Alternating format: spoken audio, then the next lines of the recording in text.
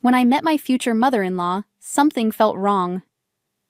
My fiancé, Stanley, and I went to his parents' house to share our wedding news. His mother, Diana, called him Baby Bear, and he called her Mommy Bear.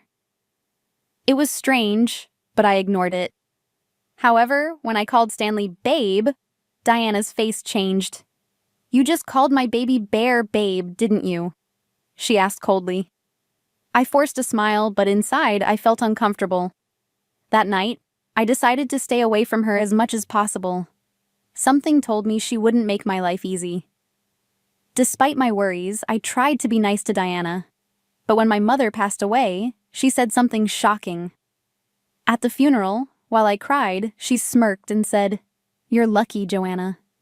Since you're an only child, you get all the insurance money." My stomach turned. How could she say that when I had just lost my mother? Worse, Stanley didn't defend me. He just stood there, agreeing with her. In that moment, I knew I was truly alone. I had no family left, and the man I was supposed to marry wasn't on my side. As a child, I dreamed of having a happy family. My parents were always busy with work, so I stayed with my grandparents. My grandmother was loving and kind. She made my favorite snacks, helped me with homework, and listened to my stories. My grandfather was strict but caring.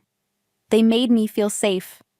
Because of them, I wanted to be a housewife, to take care of my husband and children, and make a warm home.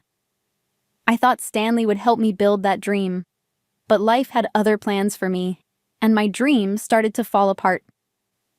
I met Stanley on a tiring day after work. Distracted, I accidentally bumped into him while he carried a large package. He immediately helped me up, his voice full of concern. "Are you okay?" I looked up at him, and my heart skipped a beat. He was just my type. He handed me his business card. "If you feel hurt later, call me," he said. I found myself thinking about him every day. I finally called him, and that call led to our first date. We kept meeting, and before I knew it, I had fallen deeply in love. Just when I thought my life was getting better, my father died suddenly. The pain was unbearable. During that dark time, Stanley stayed by my side. He sent me messages of support and waited patiently for me to feel better. A few months later, he proposed. "I can't replace your father," he said, "but I want to be the one who supports you now." Touched by his kindness, I said yes. I thought he was my destiny, the man I would spend my life with. But I was blind to the warning signs that would soon become clear. I noticed the first red flag when we visited Stanley's mother. Diana smiled at me. "You can call me Mommy Bear," she said. I hesitated but nodded politely. During dinner, she suddenly asked, "How much money do you make?" I told her, and she frowned. "Baby Bear only has a contract job. You make more than him." I turned to Stanley in shock. He had never told me this. He looked away, embarrassed. I should have questioned everything right then, but I ignored my feelings. I told myself love was more important than money. I was wrong. Diana was too attached to Stanley. She treated him like a little boy, not a grown man. He always listened to her, never saying no. When she scolded me for calling him Babe, he didn't defend me. "Mommy Bear, let's not fight today," he said, trying to calm her. I felt a chill.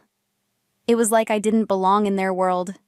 Diana wanted Stanley all to herself, and I was just in the way. Still, I told myself I could handle her. I didn't realize then how much power she had over my husband-to-be. Even with my doubts, I married Stanley. I had once dreamed of quitting my job to be a housewife, but something told me to keep working. I only saw Diana a few times a year, so I thought I could deal with her. But when my mother passed away, Diana's true nature showed. "Now that your parents are gone, I'm the only one left for you to take care of," she said, smiling. My hands shook with anger. It was like she was celebrating my loss. And the worst part? Stanley just stood there and let her say it. The final betrayal came when Stanley made a shocking announcement. One day, he came home and said, "I bought us a villa." I looked at the paper in his hands. It was a $2 million house. "How did you pay for this?" I asked, my heart pounding. A voice on a video call answered instead. It was Diana. "With your money, of course," she said happily. My stomach dropped. I ran to check my bank account, expecting the worst.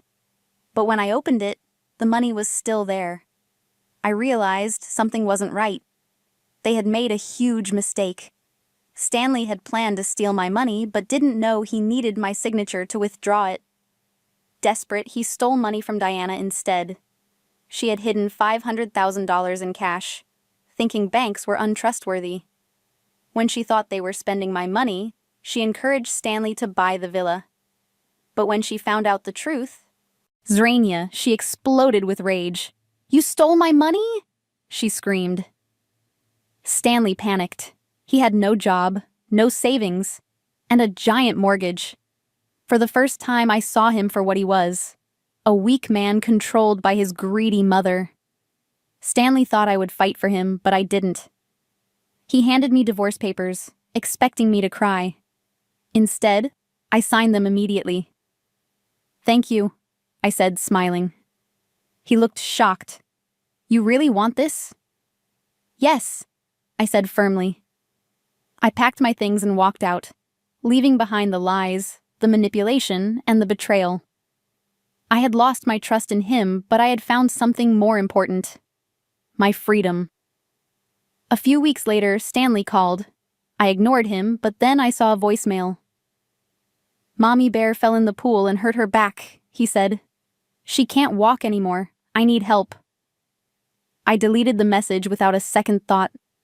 Diana had spent her life controlling people, and now she was helpless. Stanley had no job, no money, and no way out. For the first time in years, I felt completely free.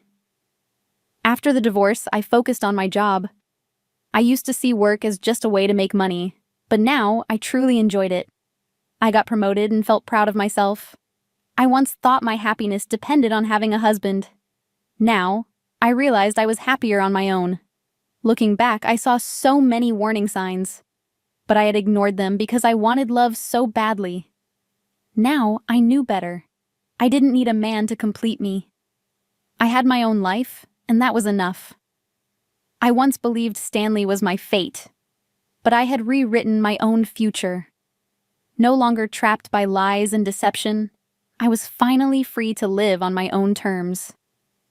Sitting in my new apartment, sipping my coffee, I smiled. My past had shaped me, but it didn't control me. I was free. I was happy. And that was all that mattered.